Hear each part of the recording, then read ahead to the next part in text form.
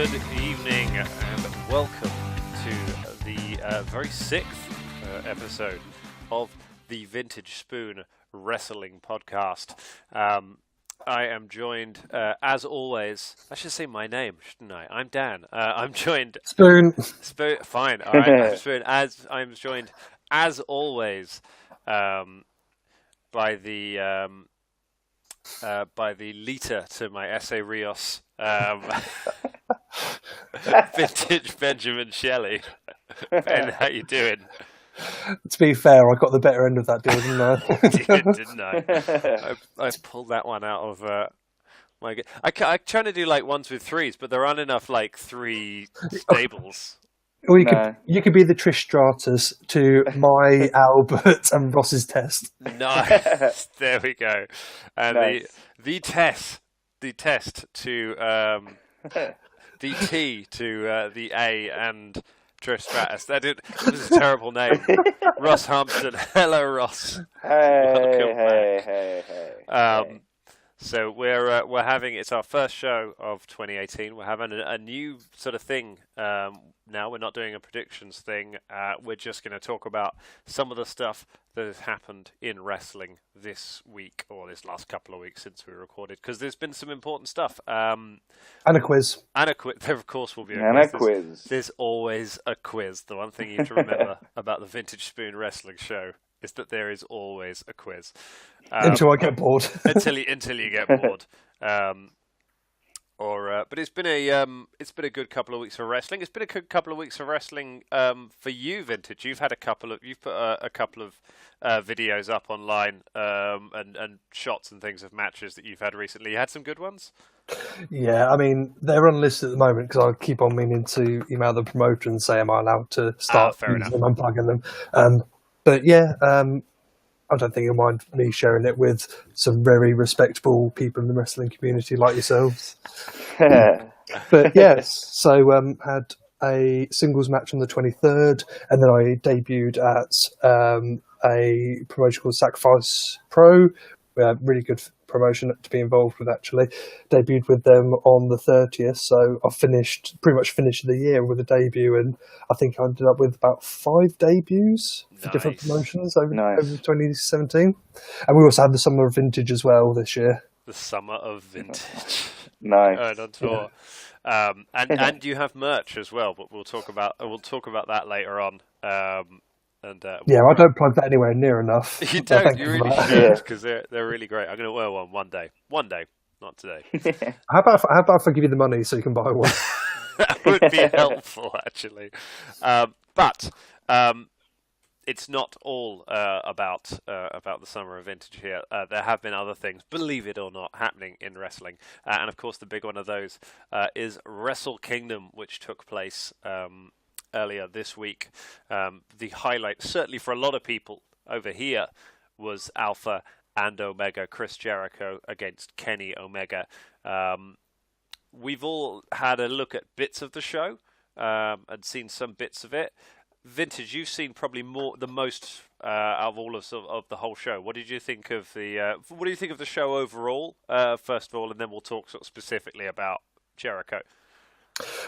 I just find that the New Japan product is just so vastly different from the WE one, and it seems to be so much more in touch with what the kind of new generations of fans like, and the fact that it's the non-PG stuff, and the fact that Jericho is able to really push the boundaries of what he's allowed to do over there. I think it really accentuates that point. Yeah, I mean, some of the build-up's been great, and some of the it was definitely, certainly sort of Jericho and Omega was a match that it didn't feel like you would see anywhere else. I was surprised at it didn't feel wildly different. Like, it wasn't a completely different. It wasn't like watching like a Lucha Libre match or something where it feels like it's just completely different. It was still a solid match, but they were doing stuff in it that you don't see in WWE. It wasn't just about the violence; it was about the pacing, giving it time, giving it storytelling. Do you see the press conference afterwards as well? Yes. Yeah. That's great. All of the press conferences bits have been great, and great to see Don Callis back with no hair. I mean, is it a better look than his long hair? I think no, it's just terrible, and he's at that age now where he just let himself go, hasn't he? I mean, he wasn't John Cena back in his heyday. This is Don Callis, who was we would know from WWE as the Jackal, and from ECW as was he just Cyrus? Was he Cyrus? Cyrus the Virus. Cyrus the Virus, who was like a sort of Irish, yeah. He was the network rep, wasn't he? He was like the authority figure. And colour commentator as well. And a commentator. Had a great feud, an unforgettable feud with Joel Gertner, including that's how you do promo. That's how you do colour commentary feuds properly. Oh, it was so good. Yeah, not Michael Cole, Cole rubbish. Oh, the coal mine. It was one of the worst. Ross, what did you think of Wrestle Kingdom? Or the bits you saw? It was good. The bits I saw, it was really, really good. I can't believe how long it is. Like when I was watching it got to about 6 hours, and I thought WWE pay-per-views were long, but it's taken a world of its own, really. Like New Japan, it's a massive thing. I guess this is their sort of WrestleMania. It is, yeah, it is. Yeah, and you can really tell that, and it's getting bigger because I think they said that this one was their biggest one yet. Probably because of the draw of Jericho as well. Oh, most definitely. Yeah, and I saw some of I saw the Young Bucks and the Cody Rhodes match, and they were really, really good. And I just think they benefit. They've benefited so much from leaving WWE and coming and starting somewhere else because they can afford to just be these people who just come in, kind of a bit like a Brock Lesnar, but for New Japan, I guess. Come in, get the big draw of the people, and smash it. And I think it's good. I think it's good for some of the wrestlers in WWE to go away and do some of this. I think Cody said recently he's making more money now as well, all in as an independent than he was when he was in WWE because he's selling more merch and because he's working more. Yeah. But I think you pretty much hit the nail on the head, Ross, with what I was trying to get at, with the fact that they take these indie darlings and put them on the big stage and just let them do what they want to do. Yeah. Unlike the WWE model where they bring them in and then just completely change them and ruin them and bury them in the mid-card. Yeah. I think that's what's quite good about the indies at the moment is they sort of let you do what you want to do. It goes back to Matt Hardy. He created that broken gimmick at TNA, and now WWE want that gimmick. They want him to use that gimmick in WWE, but they're sort of molding it in their own sort of way. Well, there's a huge danger with the woken, if we're going to call it that gimmick, that it has to get over in this feud. Because it's not something that Vince has created, if he gets a sniff that gimmick is not working, then Bray Wyatt is going to win that feud because he's a Vince McMahon creation. And it will become one of those things, and then it'll be dead and we'll never see it again. It's interesting talking in terms of the Jericho and Omega match, which I saw. I think Vintage, you saw that one as well, didn't you? The actual sort of main event. Yeah. Which was they actually had 3 main events. Yeah, they did. It was a triple main event, wasn't it? It was a good match. I think second time I've seen Kenny Omega. I watched one of the 6-star matches, one of the Okada matches. I mean, he loves that V trigger. I tell you what, he loves that V trigger, and the commentator loves shouting V trigger more than anyone likes shouting Kinshasa or like the V trigger is the move of them. Like it was like in Street Fighter when you just kind of spam low kick to try and get through the match. But it was good. Well, it's his Superman punch, isn't it? It it's is, his yeah. equivalent of the Roman Superman punch. And actually, wouldn't have been hugely overdone if the commentators hadn't been overhyping it too much. But good match, really good match. Good to see Omega in it. Jericho's doing that. What do you think this means for, firstly, for Chris Jericho going and doing this, and especially now that we know he's now started another feud, and so looks like he's sticking around for a bit longer. What do we think it means for Jericho, first of all, and then what does it mean for WWE in general to have Jericho doing this? You go first, Ross. What do you reckon, Ross? I think it can only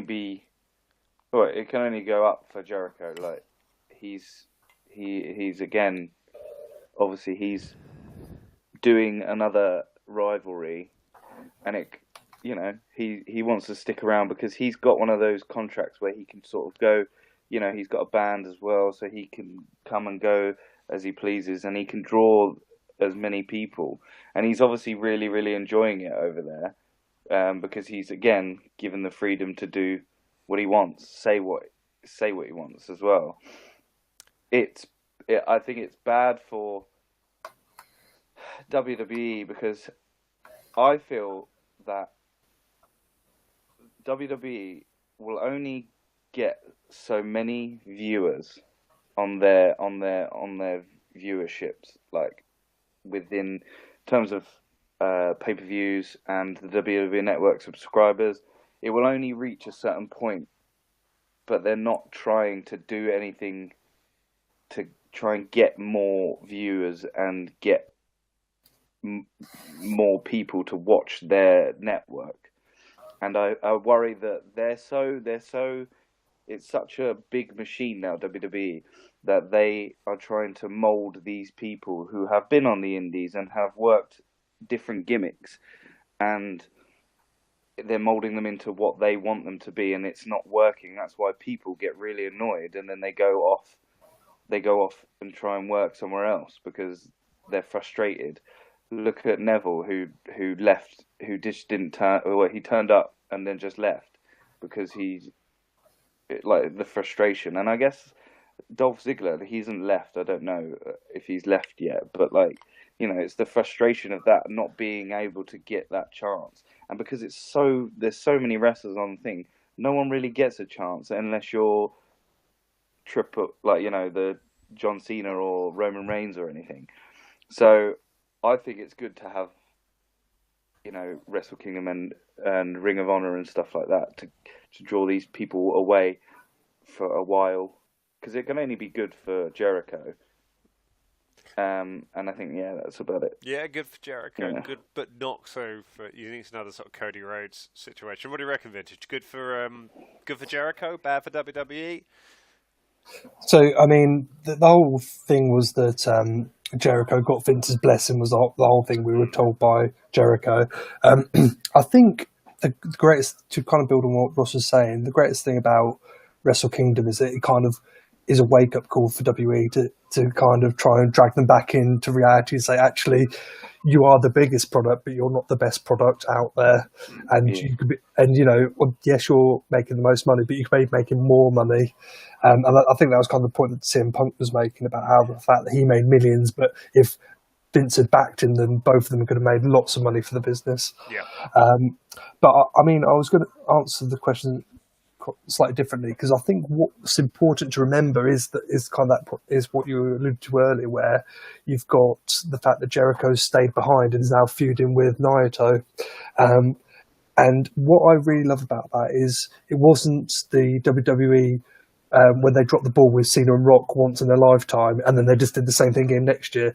They've actually held true to the once in a lifetime. It was once in a lifetime. However, now we've got Jericho and Naito, the other big rising star over there. And the thing is, I think Naito will really grow from it as well, because obviously he he lost to Okada when lots of fans thought he should have gone over. They thought that was his chance to have the push, because Okada's been such a Superman for so long. They felt that was the point for him to step back and drop the belt. So I think it's a good way of Naito getting some heat back and getting a bit more of a push by going over on Jericho. I mean, and then go on. Is Jericho just gonna is Jericho gonna lose this match to Naito, and then he'll sort of move another step down and he'll just gradually wrestle sort of everyone in New Japan until he's lost to the Japanese James Ellsworth, and then he'll come home. I think this is it after this one. I think this was the bonus, the added extra cherry on top. I think this was Cruise, hasn't he? So he's got stuff. He's got the cruise as well, of course. I see it kind of differently. I agree. I think it's great for Jericho, and I think it's great for New Japan that they've done that. Certainly seems to have massively increased interest in New Japan in general, in Europe and America from it. But I think it's slightly different with this case to something like Cody Rhodes or the Bullet Club in general. Bullet Club is kind of consciously set as being opposed to WWE, and Cody and other people who have left, they make a point of talking down WWE or just talking about how they wouldn't go back there, or that they don't think it's as good a product as what's here. Whereas Jericho is still very much on good terms with WWE. He's in a lot of ways, he's still a WWE guy. That's what all that talking about Vince giving his blessing for it is about. In many ways, he's a WWE wrestler who is guest appearing on New Japan, rather than someone who has left WWE and gone to somewhere else because they prefer it. I would say it's as a move from, and I know that WWE didn't technically need to give their blessing to this because he wasn't in contract, as far as we know. It's been a bit up and down as to whether it was or not. But if they'd said, "Don't do this," he wouldn't have done it. I'm pretty sure. Yeah. So they've approved it in a way, and I think it's a similar situation to the UK Championship, where you've got Pete Dunne appearing on Progress shows and things like that with the title, with the UK Championship. What you've got is a WWE guy appearing on New Japan's biggest show, kind of carrying the flag for that. And I think maybe it's a sign that WWE is realizing that their competition isn't one thing anymore. Their competition is people's attention getting fragmented, is the fact that you can watch Progress or you can watch New Japan. You can go and watch any of these things online if you want to. But what they're doing is they're turning it into kind of free advertising. So you can go and watch this thing, but you're going to see a WWE guy appear at some point, and it's going to remind you, oh yeah, I couldn't go and watch Raw this week, or I can watch the pay-per-view in a couple of weeks. It's a way of kind of, rather than directly competing with these guys, is working with them, and it is kind of getting exposure that way. Potentially, I mean, it's the backfire is, of course, that if they make loads of people watch New Japan and New Japan's better, then then they're in trouble. Then they've got to find a way to. But realistically, New Japan doesn't have a good distribution model in Europe and America. It's not competing with WWE. It's only hardcore fans who are going to work out how to go and watch it, because it's not like you can just turn on the TV and it's there. That's what WWE has. They're always going to be the main one. Exactly, it's accessibility is what you're saying. Yeah, and I think that's exactly true. You're right. You can't just get into it. You have to actually be quite a hardcore fan to draw you into watching the New Japan product. Exactly, yeah. And when Jericho comes back, which he will at some point, because that's kind of where his career is now, is he's doing short runs here and there. When he comes back, he's going to bring a lot of Japanese fans over with him, just like AJ Styles did, just like Finn Balor did, just like Nakamura did. I think that the audience goes both ways. How long? There's probably a similar thing, because I don't know how easy it is to get WWE programming in Japan. Well, you've got the network, haven't you? I suppose, yeah. I don't know what the network's sort of permeation is in Japan. I don't know kind of how. Better than India, I imagine. Yeah. Oh, Jinder. Hey, he's through into the US Championship tournament. Oh, he's gonna. yes. Yeah, he might do this, man. Is he against Mojo Rawley? No, it's Mojo Rawley against Zack Ryder. I think the winner of that faces Jinder, maybe. Yeah. Oh, yeah. So, and Mojo had his number in the Andre the Giant Battle Royal because that's what we've all been wanting is a rematch of the last 2 minutes of the Andre the Giant Memorial Battle Royale. Wait a second. I think it might actually be Bobby Roode and the winner of Mojo Rawley and Zack Ryder. Okay, so because Mojo's definitely going over, and then you ended up with a face and a heel after in Mojo the crushes. Mojo crushes Bobby Roode, and but Baron Corbin went out in the first round after all that stuff of putting he's had the most. I know we're not the biggest Baron Corbin fans, but the most stop-start booking ever. Yeah. Like he was Money in the Bank, then he sort of wasn't. Then US champ, big build-up, beats AJ Styles clean, sort of loses it. Big promo about how he's going to get it back, and then he's knocked out in the first round, and he's gone. Yeah, it just smells that they realise he's just not ready for anything at the moment. I think, it could be. I've been waiting for them to give up on him for ages. Hoping and praying. Just be. He's somebody who is. I feel is like close to being good, but he's not. I'm just waiting for Big Cass to return so that they can be two lanky, generic looking guys tagged together. They are weirdly long, aren't they? Both of them. To be fair, I thought that'd be well over with you because they're kind of like test for the millennials. Yeah. Hey, they won't, it's all about the leather trousers. That's the thing. They need the leather trousers. So we've gone on to a bit of WWE talk. I think we've kind of covered Wrestle Kingdom. We covered that. Let's talk about some of the stuff that's happened in WWE this week, or this last couple of weeks. We've got the US title tournament. Oh, hang on. We'll say one more thing about New Japan as well. Okay. Because we can't really move on without mentioning Marty Skirtle and Will Ospreay as well. Oh, yeah. And the fact that we've got the British connection there, and you've got two really top British wrestlers on the big stage at New Japan and actually getting lots of time, and Ospreay's just massively over. Now he's got that one of the 20 titles that they've got in New Japan, so he's holding one of them. Yeah. And because they told the whole story about the fact that Marty Skirtles always wins when they face each other, and this was the first time Ospreay's beat Skirtle when he's won a belt as well. So nice. I like the Zack Ospreay's Sabre Jr. as well. More and more like an Assassin's Creed character. Like every time, I know that's kind of the gimmick, but he is literally cosplaying by this point. Like look at some of the promo shots. It's like an off-the-rack cosplay of one of the Assassin's Creed outfits. To be fair, it might not look as bad if he wasn't going in against Marty Skirtle with massive bat wings. So, stuff that's been happening in WWE this week. Dolph Ziggler, did he retire? That's prompted this US title tournament. Weird. I'm not convinced. There's not been any announcement that he has left the company. He's not injured as far as we know. It seems like he's just going away and being repackaged. Again, like it's not a.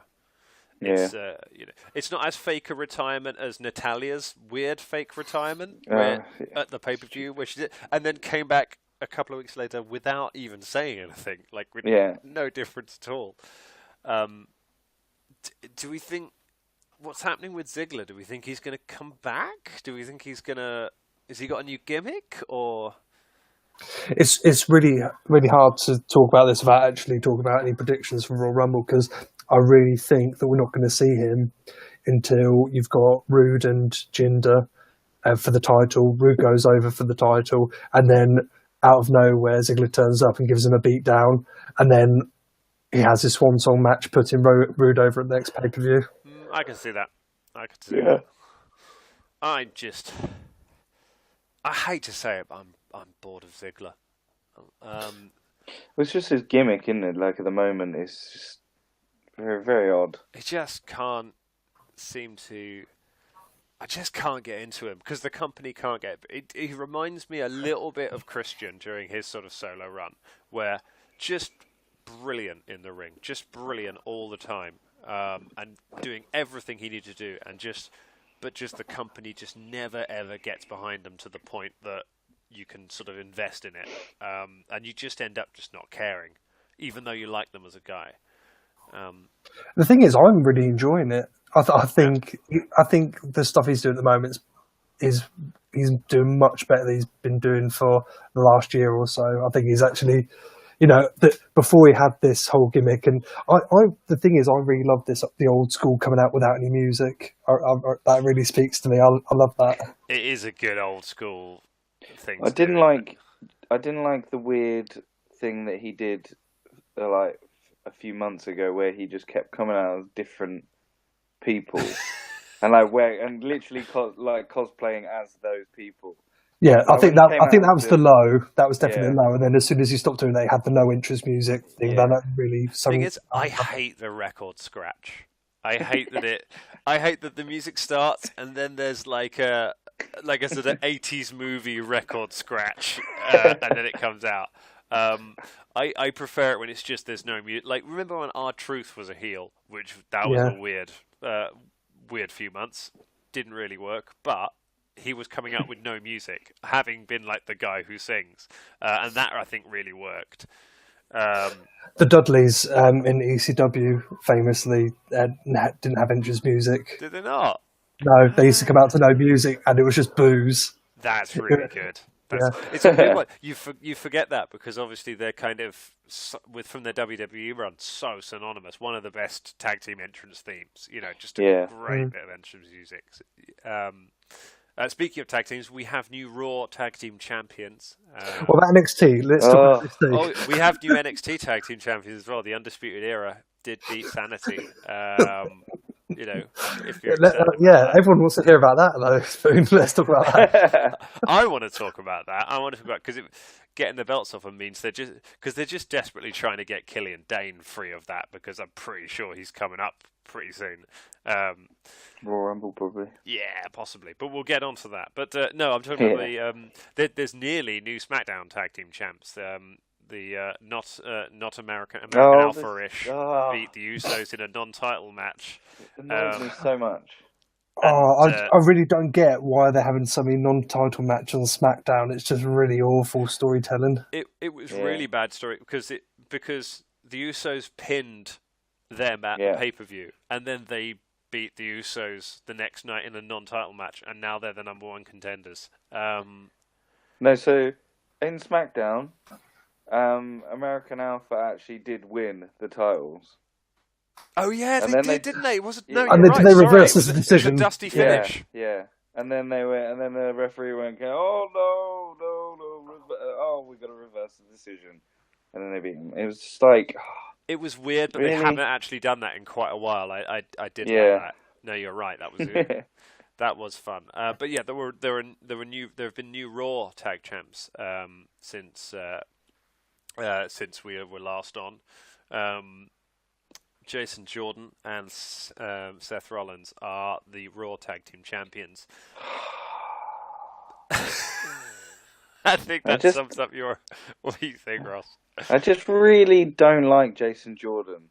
Just really don't like him. That's the point. He's a heel. He's nearly a heel. Yeah, he's a heel without actually. They've kind of had to put the brakes on that now that they've put the tag belts on him, and I think that's the big missed opportunity, is that actually they were doing the right thing by turning him heel, and then they've now had to completely scrap that whole plan by putting the tag belts on him. Yeah, I think he's still going to turn. I think he's still going to I think it will be a gradual turn, and you'll see he and Rollins fighting against each other more and more while holding on to the belts. I think it'll be interesting. I'm not super into it because I don't think that the tag team division, certainly on Raw, needs that extra level of gimmick. The tag team division for the last year on both brands, really, its thing has just been having really, really good matches. Well, the thing is, the Raw one's now quite weak, isn't it? Really, it is, because they've got Sheamus and Cesaro are coming to the end potentially. Although Sheamus doesn't seem to be letting off, but they are protecting him. That's why they're doing like the singles match that they had last time. They're trying to keep him out of the ring. And why they've dropped the belts? What's going on? Yeah, they've dropped the belts, so they don't have to do as much stuff. But yeah, it is looking like they've got the Revival. They've got Revival. Revival are pretty, but then their return hasn't gone. They were on main event this week. You know, their return hasn't really gone anywhere, which is such a shame. I was rewatching their takeover matches with DIY this week. Oh my god! Yeah, they're so good. Such a good team.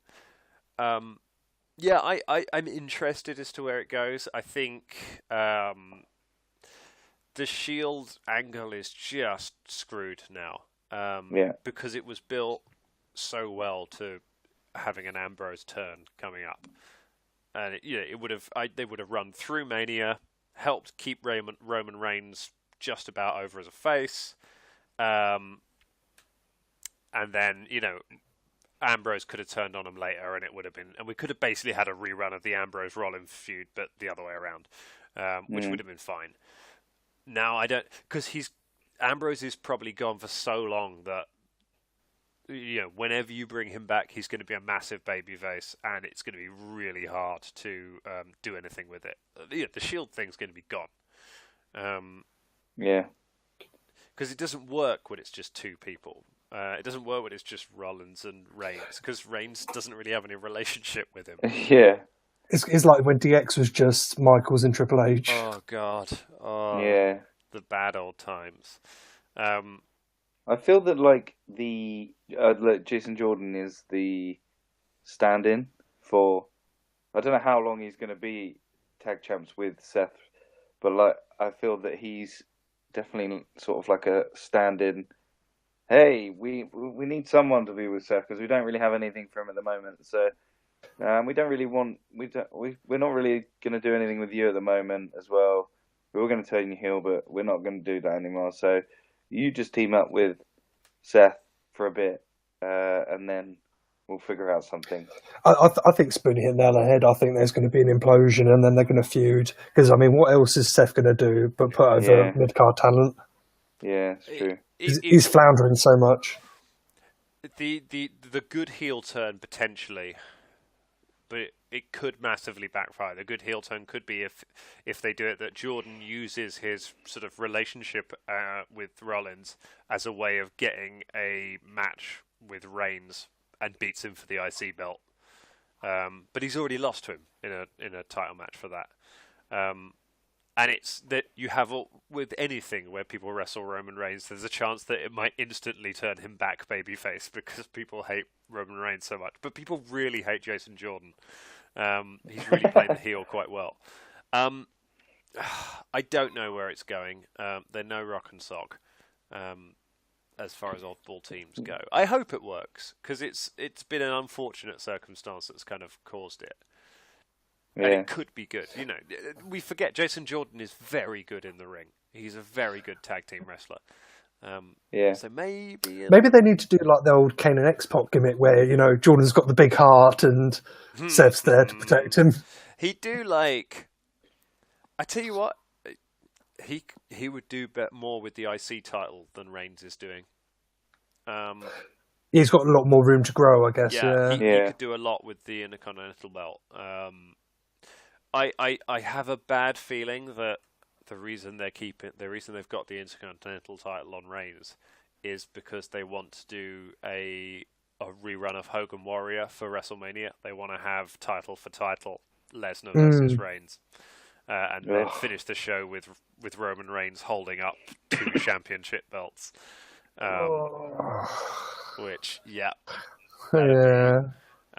which will only be fine if the following night on the post-Mania Raw, The Miz comes back and challenges him and chooses to take the IC belt instead of the Universal belt, and then just trashes the Universal title.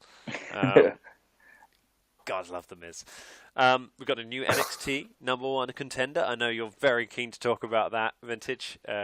Who's the new number 1 contender for NXT, the NXT Championship? Is it Pete Dunne?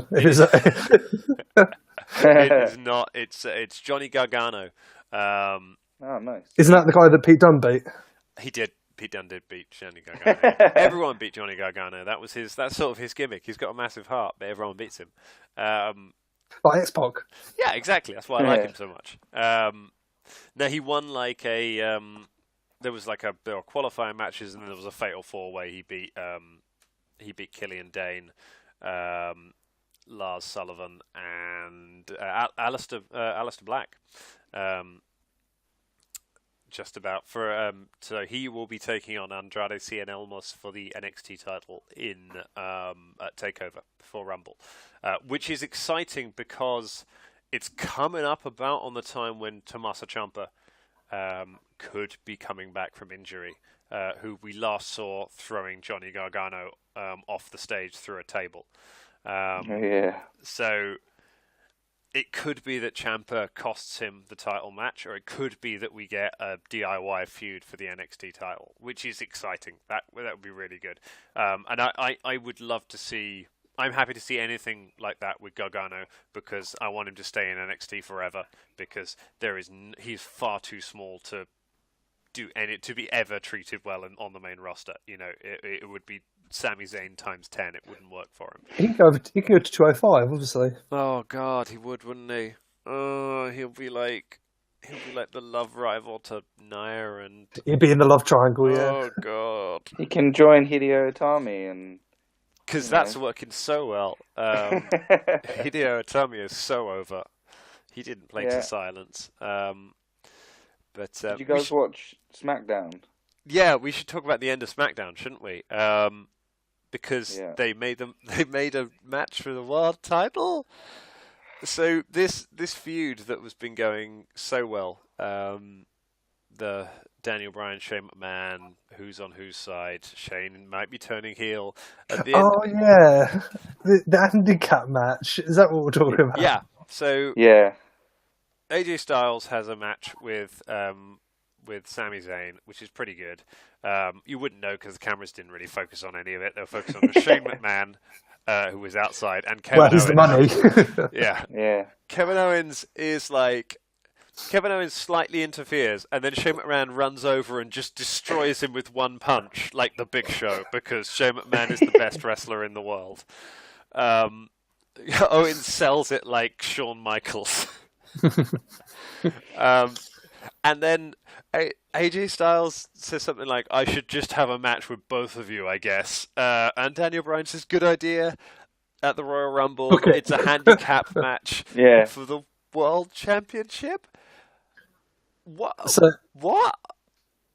So it's quite obvious that they get to share it. So it's going to be like cool. On Mondays, Wednesdays, and Fridays, and every other Sunday, KO gets to take it home. And then Tuesdays, Thursdays, and Saturdays, Sami Zayn gets to keep it. Do you remember when Lay Cool did it shared the women's title, and they literally cut the belt in half, and they had half a belt each? No, I didn't know that. It's going to be like that. Okay. Like, surely isn't that just a triple threat match? Like, if it's the first one to get the pin, I suppose they can only pin AJ. But I think that, to be fair, it kind of works psychology-wise, because if you're the GM, then you're like, how do I split these guys up? Because they're really screwing us over. They're really screwing over our program by being together as a force to reckon with. So how do you split them up? You get them to fight over the one thing they both want. I guess. But they're not telling that story. The writers aren't clever enough to actually point out that. It made no sense to me because the whole thing up to this point has been like everything that Brian and to an extent Shane has done up to this point has been sort of justified. Like they can say that like everything they've done, you can say, okay, there's a reason why they would have done that logically. They're not necessarily just going mad heels because they're doing it. But this was a bit weird. This was just like a full-on heel move from Daniel Bryan. The only way I see the reason of them doing this is Shane versus Daniel Bryan at WrestleMania.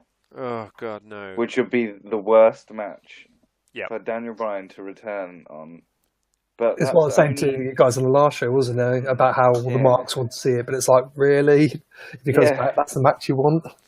I definitely don't want to see Shane McMahon's gormless face panting around the ring while Daniel Bryan trying to make him look good, but also being very, like, having a bit of ring rust as well. I think his first opponent is Shane McMahon. I mean, nice warm up. Who doesn't have a finisher? He's got coast to coast. He invented that move. Rob Van Dam stole it from him. That's not a finisher because he always needs a trash can. Yeah. So it always needs to be a non-disqualification match. Yeah. Or a ref bump. Yeah, or a ref bump. I like that. Or jumping off a Hell in a Cell is his finisher, I guess, as well. Yeah, jumping off things. Stuff. Yeah. Oh, has he got the elbow from the top rope to the outside for announce table as well as a finisher? Yeah. Oh God, that made me slightly lose. I don't know why we couldn't just have AJ Styles versus Kevin Owens at the Rumble. Why that can't be the main event. I want Sami Zayn to have a match. He hardly wrestles anymore. Yeah, AJ Sammy would be good. Give Sammy a main event. I think the triple threat would be triple threat. I think the handicap it would be good, but it will be marred by Shane and Daniel Bryan. Yeah, and to be fair, they won't be able to have a good match. Owens and AJ had pretty long feud last year, and they never quite had the match that I wanted them to have from it. They never seemed to quite click and have that incredible match that you wanted. So maybe this is what it needs. Maybe it needs something else. And realistically, it's not going to be a long match. No. Royal Rumble's too packed anyway. It's got 2 Royal Rumbles, and a triple threat for the Universal. Yeah. Although that'll be a quick one because it's a big match. So that'll be a 10-minute, under 10 minutes. So it ain't going to be, it's not going to be a mega match, but be interesting. Let's talk a bit about the Royal Rumble. No. Let's have a quiz. Let's have a quiz. All right. Okay. One of your fantastic quizzes. What's the theme? So this one is about gold dust. Dustin Runnels. We got a Dustin Runnels. What's the? I'm hesitant to ask, but what's the occasion? So, essentially, this is a rehash of the Shield or Cesaro quiz. Is this like ring names of Goldust? Yes. Nice. Okay. So, but this one's even easier because this is literally: are they ring names of Goldust, or have I just made them up? Right. Okay. All right. So really easy format for this one. And I literally chose Goldust because he was the first person I came across who actually had quite a lot of ring names to play with. Excellent. Because lots of the guys that come to mind, like Roman Reigns, for example, and that lot, they don't have that many. So I came across Goldust, and he turns out had quite a lot. And then, as you were talking earlier, and X-Pac came up quite a lot. I thought, actually, I seem to recall X-Pac had a few, and I've looked at his wiki page, and he's got loads. So maybe I'll do X-Pac. Most of them are all like X-Pac or something with 3X. Like they're all different X-Pac. X-Pac, the pack. I think it was so 6, but with a load of X's and. So hold your criticism until we've done this. Okay. And then you might see how it actually might be quite fun doing that. All right. Okay. So I'm literally just going to call them out, and you just say real or fake, whether they were really Dustin Runnels ring names at some point or other or not. Okay. So the artist formerly known as Goldust. Goldust. Yep. The musician formerly known as Goldust. Not Goldust? Not Goldust. Yep. The wrestler formerly known as Goldust. Not Goldust. Goldust. It's not Goldust. Yes! Okay, keep track of your points. I mean, it wouldn't be a Vintage Spoon quiz if we kept track of our points, but keep going. What we got? What's Black Sun. Black Sun? Black Sun. Goldust. That's too weird. It's got to be Goldust. Nope. Ah. White Sun. Oh, Jesus. That one's gold dust. It's got to be gold dust. We say Ross. Gold dust, yeah. Nope. Purple sun. Black rain. Black rain. Not gold dust. This is stupid. Not gold dust. Yeah, not gold dust. That was gold dust. What? Yeah, it's rain spelled R-E-I-G-N though. White rain. White rain. No, not gold dust. Not gold dust. Not gold dust. Okay. Dustin checks in. Not gold dust. Gold dust. Not gold dust. Dustin checks in. Sounds like a kid's book. It is. It's a kids film. With a chimpanzee that checks into a Gold Rush. Gold dust. Not gold dust. Not gold dust. Yeah.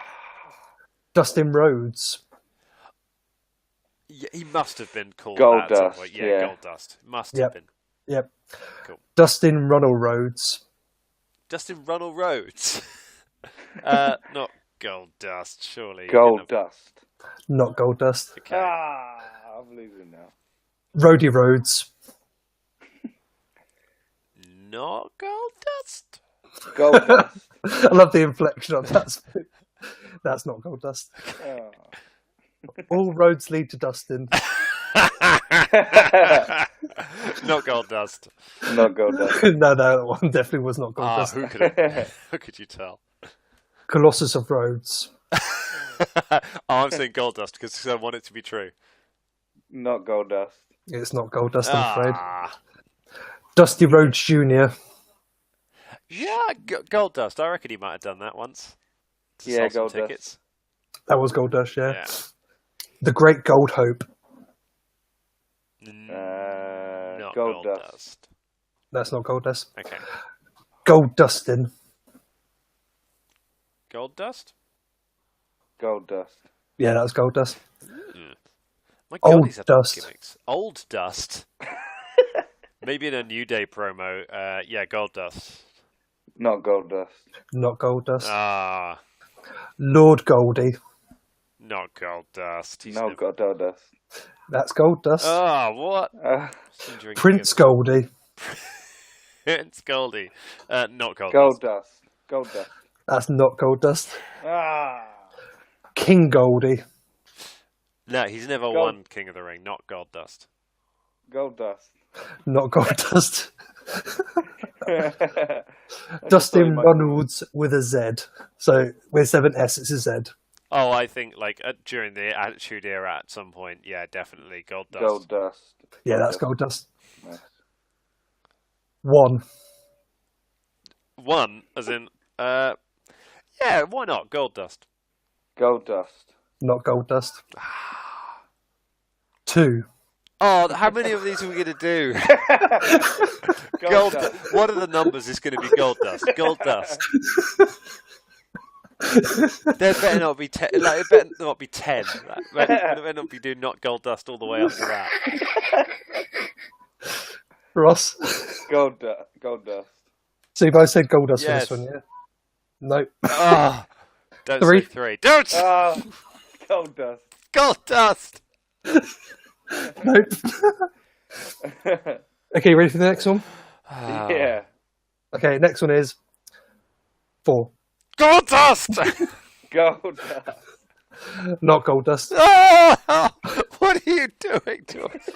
You're such a heel. You're such a heel. 6. Not gold dust. No, gold dust. Gold dust. It's going to be 6. No, wait, that was X-Pac. Not gold dust. Yeah. To be fair, I missed out 5, by the way. Yeah, I noticed that. I'm glad you noticed that. It's 5 gold dust. 7. Gold dust. 7 is gold dust. Yes! There we go. Oh. 5. Total. Gold Not dust. gold dust. Not gold dust. Asshole. That's all of it. Oh my God. I weirdly have no idea who won that. I think you did. I think. I don't know, because the thing is, Boone started off strong, and then you ended strong. I think, Ross. I don't care anymore. I just hate Goldust. That's all I know. 7. Oh my god! Right, because it's like 7 Deadly Sins, maybe, or something like that. Oh yeah. Right. Speaking of Goldust, he'll be there. He'll be in the Royal Rumble. Royal Rumble. We got a few ideas of people who might be. We're gonna do a proper Royal Rumble predictions later in the month, but we'll talk a little bit about like who do we think some of these surprise entrants are going to be, because we love surprise entrants in these ones. Who do we think? I'll do men's and women's. And yeah, well, the women's is a curious one because there's a thing that's been happening recently a lot on the on SmackDown and Raw, where they're doing this thing and the women are like declaring that they're entering the Royal Rumble, which I'd never understand that. Yeah, like Asuka had a whole promo. It's like, oh, I'm going to be They're all like, oh, I'm officially saying I'm going to be in the Royal Rumble. I did the maths on it this morning. I went and had a look. Between both rosters, Raw and SmackDown, if you take out the 2 champions, there are 19 women, and it's a 30-woman Royal Rumble. So they're all in it by default. Like this thing of like, oh, I'm definitely going to be it. Like, and that's if Lana is in it. There are only like there are 22 women on both rosters, and then you got the 2 champions and Nikki Bella, who is still technically on the roster but is not active. Who I'm guessing might be one of them. So who do we think are going to be like? I mean, there's a lot of women in NXT. That will probably fill it out, and people from like the Mae Young Classic. I was going to say Mae Young Classic, yeah. Yeah. I think Johnny Gargano. Johnny Gargano's wife, I think, might be in it. Yeah. I've heard rumors Candice that LeRae. she might. Yeah, she's one of these people who's like friend of the company. I don't know. She's sort of half under contract. She does bits for him here and there. Hang on. This second, shout out to Paul and Paul's cat if he's still listening. Hello, Paul and Paul's cat. It's that Jason Isaacs. I think Kairi Sane. The thing about Kairi Sane and Shayna Baszler is that they seem to be kind of protecting the 2 of them for each other. They want to do a rerun in NXT of their feud, and they're really protecting Baszler. So I'm not sure if they would throw her into something like that, where they might not get. Because they're relying on getting massive reactions wherever they go, because they're only going to smarky NXT audiences. So I wonder if they'd pull the trigger on that. The big one, of course, which a lot of people are talking about, is Ronda Rousey. Yeah, that's a possibility. She's, we know she's been in talks. The thing is, if she's in it, she has to win it. If she appears, she's got to win it, or that's it. I don't know. She could lose and then start a feud with whoever eliminates her. I suppose.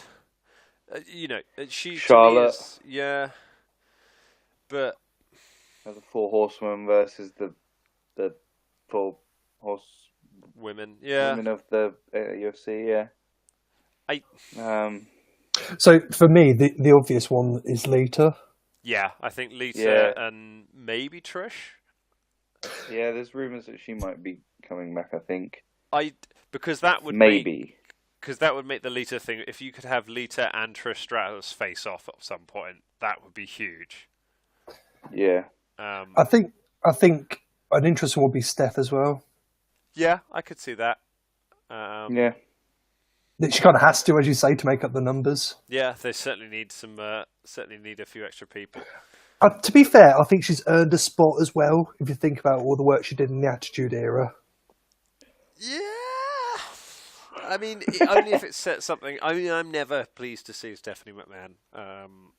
I just find her really... I mean, if they're making a statement that this is kind of supposed to be, they've earned it, then you kind of have to say she did, even though it was terrible, she was wrestling, a female wrestler in the Attitude Era. Yeah. Mm. I'd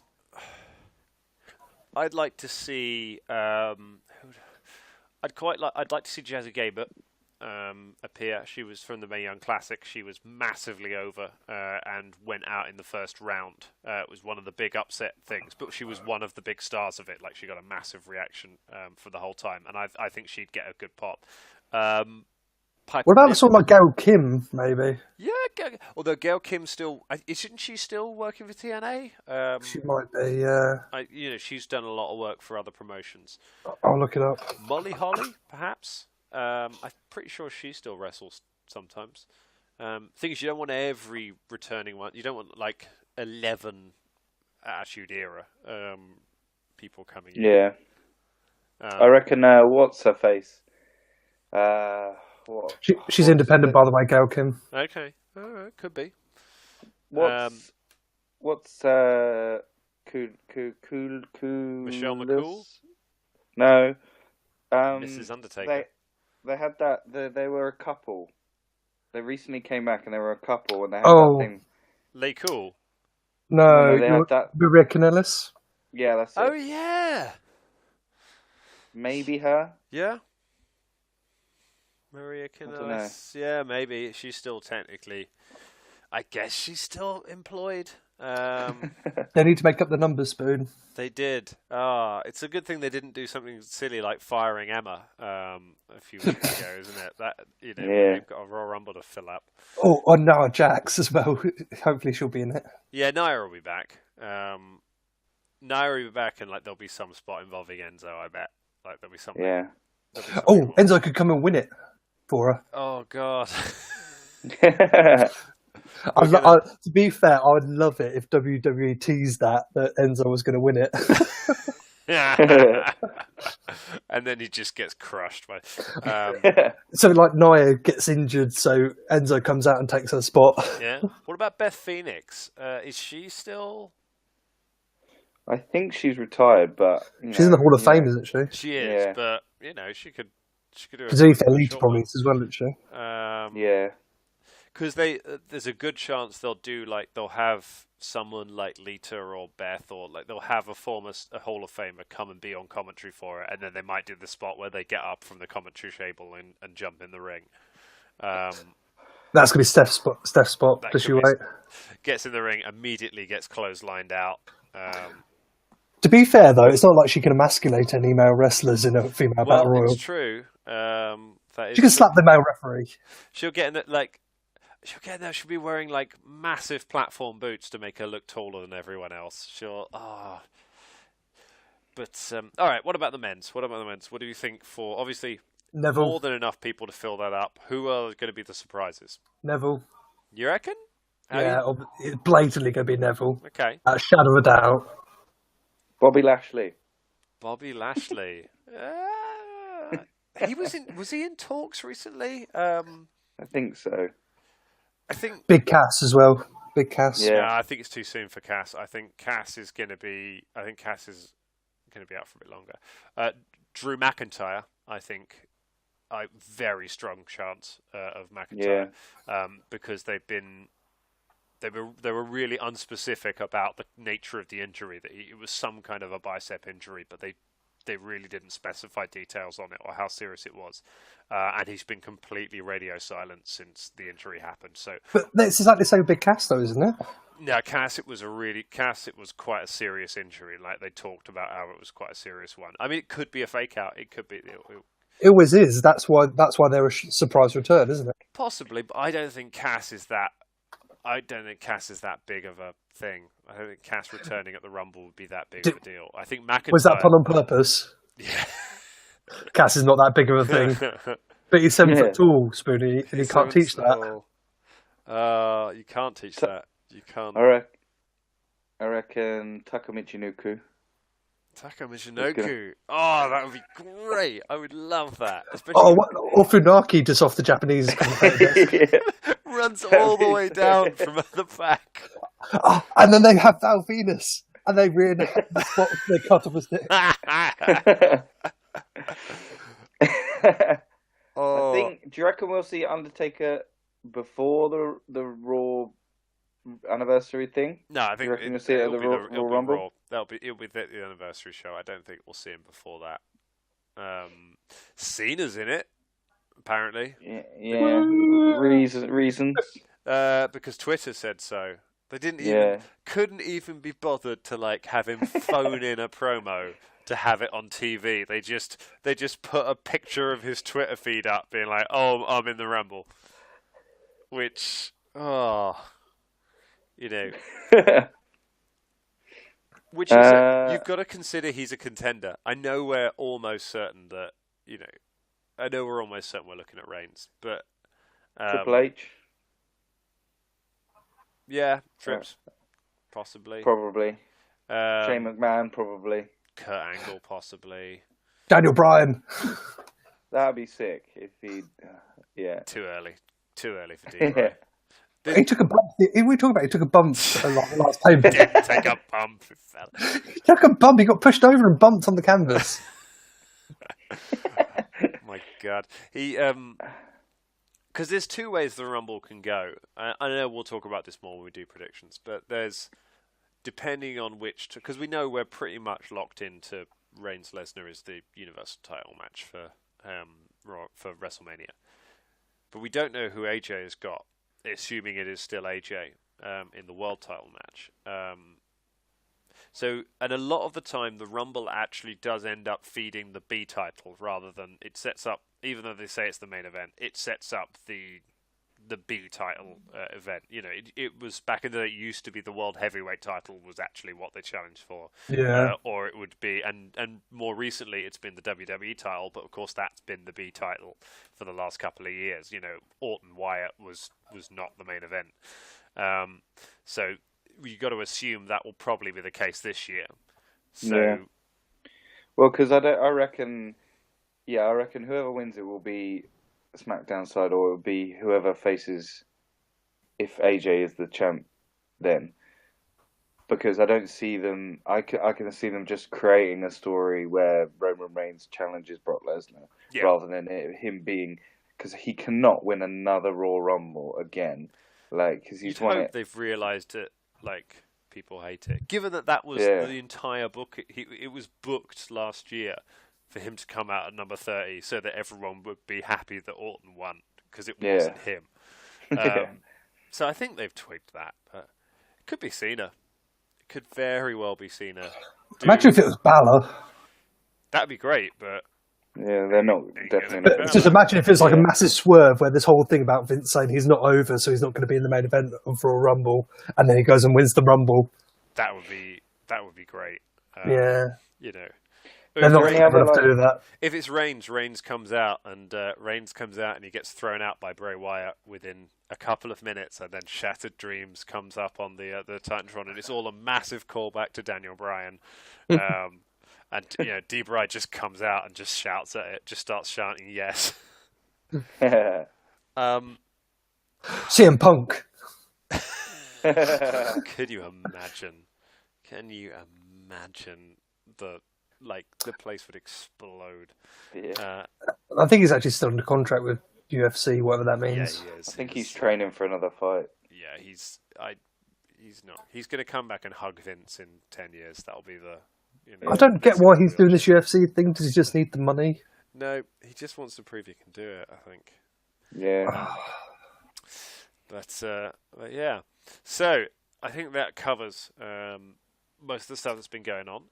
We will come back in a week or two and chat about some other stuff, see what other things as we ramp up to the Royal Rumble, which, despite all of this, is probably one of the most exciting pay-per-views of the year. It's always fun to talk about. Perhaps more fun to talk about than to watch some of the time, but we'll see. Vintage, have you got any dates coming up? Yes, 28th of January, I'm in Milton Keynes for Apex. And then the 4th of February, I'm in Leighton Buzzard for Sacrifice Pro for my second show ever with them. So I'm really looking forward to it. It's going to be a really exciting match. Nice. Sacrifice Pro, good promotion. Exactly. Yeah. And I can't say what the match is yet because it's not fully been announced, but I'm really excited about it. Awesome. And then a week later, I've provisionally got another booking as well, but I can't talk about it because that show's not been announced yet. Cool. Where can people go if they want to find out about where you're wrestling? So, I did. I was a noob when I was setting up all of my social media stuff because I've actually got different names for depending on which social media it is. Excellent. So Vintage Ben Shelley on Facebook, and then I'm actually bringing up my Facebook page so I can check all the others because I've put it all on there. Ben Shelley on YouTube, Vintage Ben Shelley on Instagram, at vintage_Ben on Twitter, and email if people feel inclined to email me, vintagebenjaminshelley@gmail.com. Amazing. Do email Vintage Benjamin Shelley. Send him abusive emails. Or get your kids to. Kids hate Vintage Benjamin Shelley. Get along Give to him other some shows. more. Give him Kids some more hate you, man. nicknames. Did I tell you a kid hit me at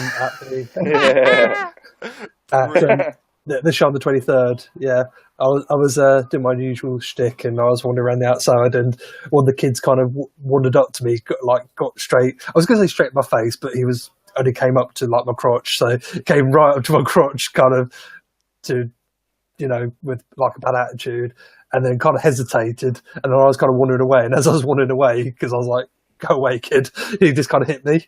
Wow. and I was kind of like, "What are you doing?" And then came out, and then kind of chased after me, and then the ref luckily came out and pulled him back. Did you sell? No. After the ref grabbed him, and I knew that the kid wasn't going to be a problem anymore, I pretty much said that I was calling the police and I wanted that child arrested. Can't believe you sold a kid, man. You're like the Road Warriors. To be fair, I wear a cup as well, so even if it hits me in the crotch, I can still sell it. That's nice. That happened to Kalisto. Kalisto got hospitalised this week by a fan. Really? Was that a water bottle? Yeah, he got hit in the face with a water bottle, ended up having to go to hospital. So there you go. You've got something in common with Kalisto, which is something to be proud of. And people can get your the awesome Vintage Benjamin Shelley T-shirt. That you can get that through Facebook and stuff. So the link's pinned on Facebook and on my Twitter as well, and Merch Britannia, who were very kind in helping me out with all of that. So online store, and yes, they print to order. So obviously, all this high demand of vintage merchandise can be fully stocked and coached with by them. So really appreciate their service they provide. Nice, Ross. Where can we buy T-shirts with your face on them? You just have to email me privately and send a large sum of money. Yeah, and I'll get them sent out to you straight away. Always amazed how much of your income comes from that, Ross. It's to be fair though, you could literally get some white T-shirts and then Sharpie a drawing of yourself. That's what I'm gonna do. Excellent. We expect to see that next time. And I hope if you're listening, hope you've been enjoying the show. Give us some comments. We're going to get a Twitter or something set up as well. But give us comments on the YouTube feed for what you're thinking. We're going to do this one as an audio. You'll have seen by now. There'll be no or heard by now. Or heard by now, because the video wasn't really adding much. And we're going to try and work out some ways. So we're working out ways to make this show better as we go forward, but give us any ideas that you've got, and we will do what we can. Until then, I am Dan Thompson. He is Ross Harmon. He is Vintage Benjamin Shelley, and this has been the Vintage Spoon Wrestling Podcast. Have a great week, and we will see you next time. Cheers. Bye-bye. Bye.